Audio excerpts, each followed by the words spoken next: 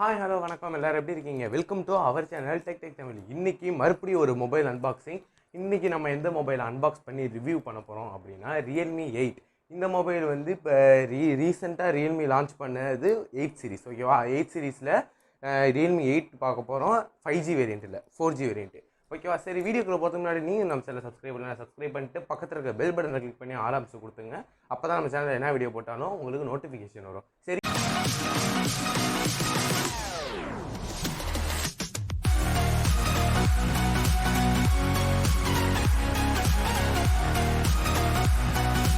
Realme 7 சீரீஸில் வந்து நம்மளுக்கு ஆக்டரோட ஃபோட்டோஸ்லாம் போட்டு பாக்ஸே ஒரு புது டிசைனில் ட்ரை பண்ணியிருந்தாங்க.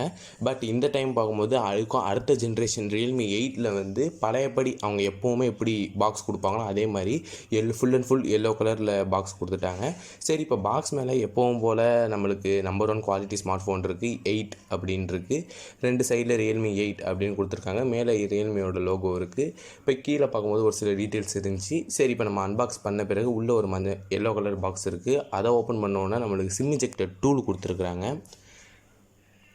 ஓகே, இந்த டூலை இப்போ ஓரமாக வச்சுட்டு இப்போ வந்து அது உள்ள வேறு என்ன இருக்குதுன்னு பார்க்கும்போது நம்மளுக்கு வந்து சில புக்லெட்ஸ், ரீடிங் மெட்டீரியல்ஸ் சில இது கொடுத்துருக்குறாங்க. ஓகே, இப்போ இதையும் வச்சுட்டு இப்போ கேஸை பார்க்கும்போது டிபியூ கேஸ் பரவாயில்ல, குவாலிட்டி வந்து ரொம்பவே நல்லா தான் இருக்குதுன்னு சொல்லலாம். ஓகே, இப்போ வந்து அதை வச்சுட்டு ஃபோனை தவிர வேறு என்ன உள்ளே இருக்குதுன்னு பார்க்கும்போது நம்மளுக்கு 30 வாட்டுக்கான வேர்ப் சார்ஜர் கொடுத்துருக்காங்க. ஓகே, இப்போ அதுக்கு வந்து நம்மளுக்கு அதோட டைப் சி டேட்டா கேபிளும் வருது. ஓகே, இந்த ரியல்மியில் வந்து அவங்க வந்து அந்த டைப் சி அந்த போர்ட்டில் கூட அந்த எல்லோ கலர் மெயின்டைன் பண்ணுவாங்க. ஓகே, இப்போ நம்ம மொபைலை அன்பாக்ஸ் பண்ணுவோம். அன்பாக்ஸுங்கிற பேக்லேருந்து வெளில எடுப்போம். ஓகே, இன்ஹேண்ட் ஃபீலிங் சூப்பராக இருக்குது. இப்போ வந்து மொபைலை நம்ம பூட் பண்ணுவோம்.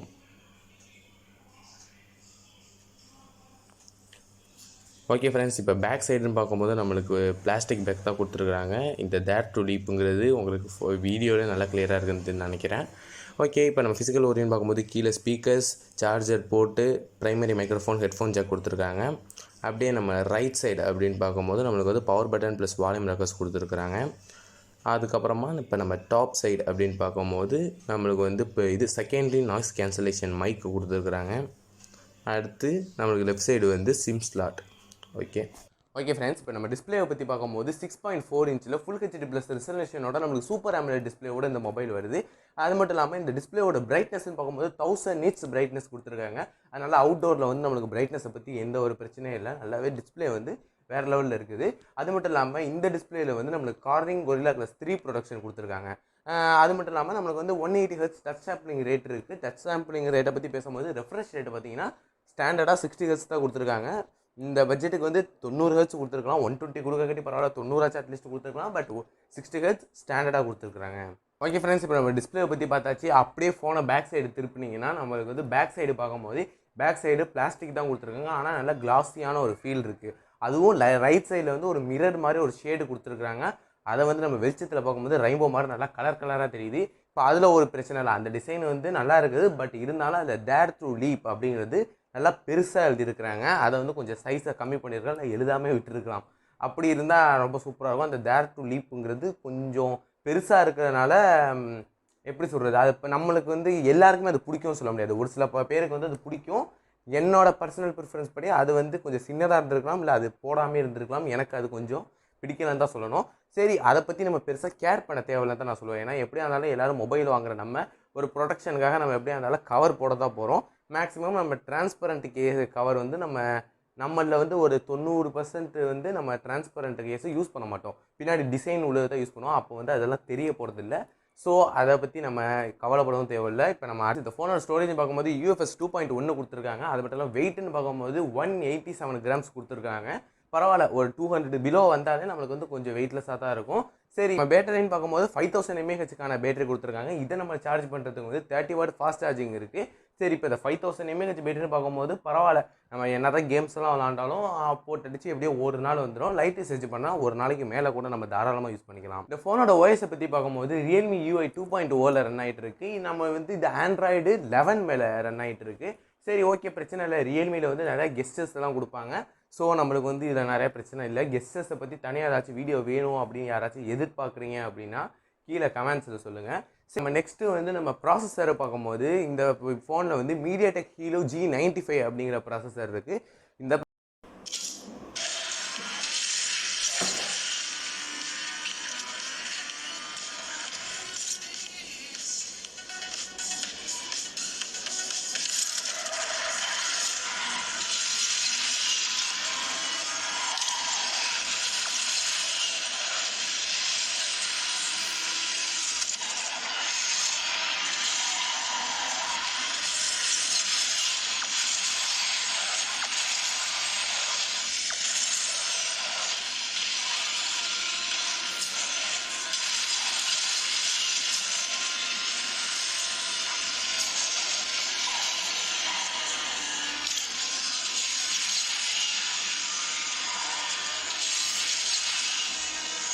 ப்ராசஸரை பற்றி உங்கள் எல்லாருக்கும் கண்டிப்பாக தெரிஞ்சிருக்கும்.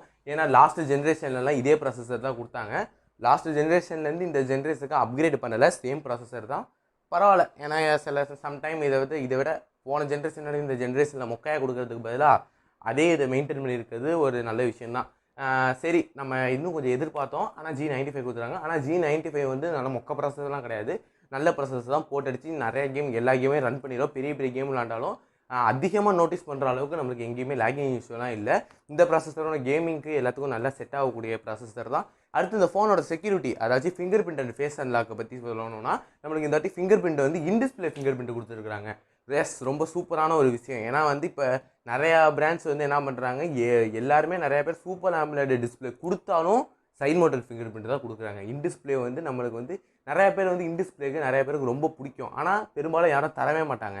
எல்லாருமே சூப்பர் AMOLED டிஸ்பிளே இருந்தும் எல்லாம் சைட் மவுண்டடே கொடுத்துட்டு இருப்பாங்க. அது ஏன் தெரியல, நிறைய பேர் சைட் மவுண்டடே தான். இப்போ வரக்கூட ஃப்ளாக்ஷிப் ஃபோன்ஸில் கூட முக்கால்வாசி சைட் மவுண்டட் தான் வந்துகிட்டு இருக்கு. இந்த ஃபோனில் வந்து நம்மளுக்கு வந்து இன்டிஸ்பிளே ஃபிங்கர் பிரிண்ட் கொடுத்துருக்காங்க. நல்லா யூஸ் பண்ண நல்லா ஃபாஸ்ட்டாகவும் இருக்குது, பிரச்சனை இல்லை. ஃபேஸ் அன்லாக்குன்னு பார்க்கும்போது அதுவும் அப்படியே ஃபேஸ் அன்லாக்கை பற்றி பார்க்கும்போது ஃபேஸ் அன்லாக்கும் நல்லா ஃபாஸ்ட்டாக அக்யூரேட்டாக அன்லாக் பண்ணுது. அதுலேயும் எந்த பிரச்சனையும் இல்லை. செக்யூரிட்டி வைஸ் இந்த ஃபோன் வந்து ஒன்றும் பிரச்சனை இல்லை. சரி, இப்போ நம்ம ஃபோனோட கேமரா பற்றி பார்க்கும்போது நம்மளுக்கு பின்னாடி வந்து குவாட் கேமரா செட்டப் கொடுத்துருக்காங்க.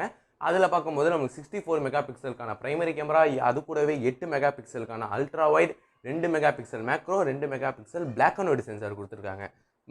டெப்த்துக்கு பதிலாக மேக்ரோ பிளாக் அண்ட் ஒயிட் கொடுத்துருக்குறாங்க. பட் இருந்தாலும் சரி, இப்போ அதை அடுத்து விட்டுட்டு நம்ம செல்ஃபி கேமரா பற்றி பார்க்கும்போது செல்ஃபி கேமரா 16 மெகா பிக்சல் கொடுத்துருக்காங்க. அந்த கேமரா சாம்பிள்ஸை இப்போ நீங்கள் பாருங்கள்.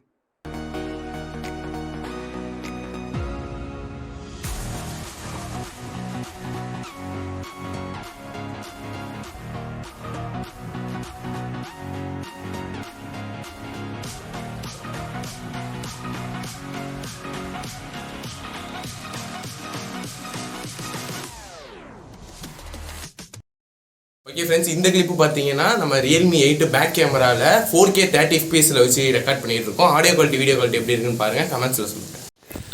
இப்போ பார்த்துட்டு இருக்க இந்த ஷாட் பார்த்தீங்கன்னா 1080pயில் வந்து நம்ம செல்ஃபி கேமரா ரெக்கார்ட் பண்ணிகிட்டு இருக்கோம். செல்ஃபி கேமராவோட ஆடியோ குவாலிட்டி வீடியோ குவாலிட்டி எப்படி இருக்குன்னு பாருங்கள். ஓகே ஃப்ரெண்ட்ஸ், கேமரா சாம்பிள்ஸ் பார்த்துருப்பீங்க.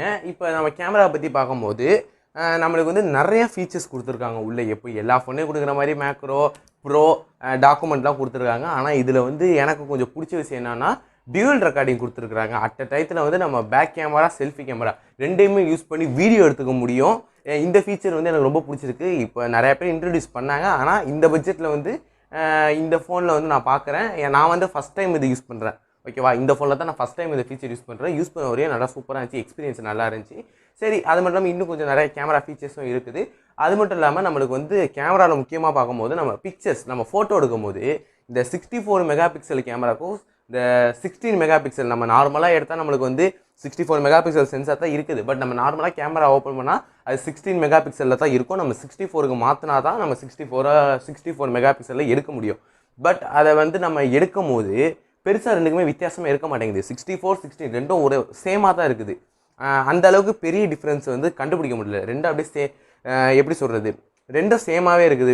இது வந்து 64, இந்த 16 விட இது வந்து நல்லா இருக்குது அப்படின்னு சொல்லிக்கிற அளவுக்கு இல்லாமல் ரெண்டும் பார்க்க சேமாக தான் இருக்குது. சரி ஃப்ரெண்ட்ஸ், இப்போ நம்ம கேமரா பற்றி பார்த்தாச்சு. இப்போ இந்த ஃபோனோட வேரியன்ட்ஸ்னு பார்க்கும்போது நம்மள்ட்ட வந்து இந்த ஃபோன் வந்து 3 வேரியண்ட்டில் வந்து நம்ம இந்தியாவில் லான்ச் பண்ணியிருக்காங்க. 3 வேரியண்ட்லேயுமே ஸ்டோரேஜ்னு பார்க்கும்போது 128 GB தான். அது வந்து ஸ்டாண்டர்டாகவே இருக்குது. சரி, இப்போ நம்ம ரேம் மட்டும்தான் மாறும். ஓகேவா, ரேம் வந்து 6 GB RAM, 4 GB RAM, 6 GB RAM, 8 GB RAM. ஓகேவா. 4GB ரேமுங்கிறது வந்து நம்மளுக்கு பேஸ் வேரியண்ட்டு, அது வந்து நம்மளுக்கு 15,000 காஸ்ட் பண்ணியிருக்காங்க. 6GB வந்து 16 இது 16,000. 8GB ரேம் வந்து 17,000. 1000 அதிகமாகுது. ஒரு வேரியண்ட்டுக்கும் 1000 அதிகமாகுது. சரி, இப்போ ரியல்மி வந்து இந்த ஃபோனையும் இதோட ப்ரோ வெர்ஷன், அதாச்சும் ரியல்மி 8 ப்ரோவை லான்ச் பண்ண பிறகு கொஞ்ச நாள்லேயே ரியல்மி 8 5G கொண்டு வந்தாங்க. அதாச்சும் இந்த ஃபோன்லேயே 5G வெர்ஷன் கொண்டு வந்தாங்க.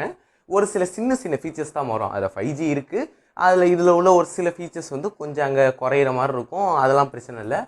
இப்போ வந்து அந்த ஃபோனை வந்து நான் ரெக்கமெண்ட் பண்ணுவேன்னான்னு பார்த்தா, 5Gக்காக அந்த ஃபோன் வாங்குறீங்கன்னா நான் வந்து இது பண்ண மாட்டேன். நீங்கள் வந்து மற்ற ஃபீச்சர்ஸையும் கம்பேர் பண்ணி பாருங்கள். 5Gக்காக ஃபோன் வாங்குற டைம் இது இல்லை. நான் நிறைய வீடியோவில் சொல்லியிருக்கேன். அதே மாதிரி 5Gக்காக தான் நான் ஃபோன் வாங்குறேன், அதனால நான் ரியல்மி 8க்கு பதிலாக ரியல்மி 8 5G பார்க்குறேன் அப்படின்னா அதுக்காக ஃபோனை பார்க்க வேணாம். நீங்கள் வேணால் ரியல்மி 8 ரியல்மி 8 5G ரெண்டையும் கம்பேர் பண்ணி பாருங்கள். 5Gயை சேர்க்காமல் வேறு ஏதாச்சும் ஃபீச்சர்ஸ் வந்து உங்களுக்கு பிடிச்சிருந்துச்சின்னா அங்கே போகலாம். இல்லைனா உங்களுக்கு தேவையான ஃபீச்சர் எதில் இருக்கோ அந்த ஃபோனை சூஸ் பண்ணிங்க. அப்படி இல்லைனா இதே பட்ஜெட்டில் மற்ற பிராண்ட்ஸோட ஃபோனையும் பாருங்கள். உங்களுக்கு தேவையான ஃபீச்சர் வந்து எதில் இருக்குன்னு சொல்லி எல்லா ஸ்பெக்கையும் கம்பேர் பண்ணி பார்த்துட்டு 5Gயை மட்டும் பார்க்காம, ஏன்னா அதுக்குள்ளே டைம் இன்னும் இல்லை. 5G அல்லாமல் நம்மளுக்கு வந்து மற்ற தேவையான ஃபீச்சர்ஸ் வந்து எந்த ஃபோனில் உங்களுக்கு இருக்குதுன்னு சொல்லி கம்பேர் பண்ணி பார்த்துட்டு உங்களுக்கு ஏற்ற ஃபோனை நீங்களே சூஸ் பண்ணுங்கள். சரி, அவ்வளோதான் இந்த வீடியோ. இந்த வீடியோ உங்களுக்கு பிடிச்சிருந்தா ஒரு லைக் பண்ணுங்கள், உங்கள் கருத்துக்களை கீழே கமெண்ட் பண்ணுங்கள். மறக்காமல் நம்ம சேனலுக்கு சப்ஸ்கிரைப் பண்ணிவிட்டு பக்கத்தில் இருக்கிற பெல் பட்டனை கிளிக் பண்ணி ஆல் ஆப்ஷன் கொடுத்துங்க. டிஸ்கிரிப்ஷனில் நம்ம இன்ஸ்டாகிராம் பேஜ் லிங்க் கொடுத்துருக்கோம், அதை கிளிக் பண்ணி நம்மளை இன்ஸ்டாகிராம் பேஜில் நம்மளை ஃபாலோ பண்ணிங்க. சரி, அடுத்த ஒரு இன்ட்ரெஸ்டிங்கான வீடியோவில் உங்களை சந்திக்கிறேன். தமிழில் பேசுவோம், தமிழை வளர்ப்போம். தேங்க்யூ ஃபார் வாட்சிங்.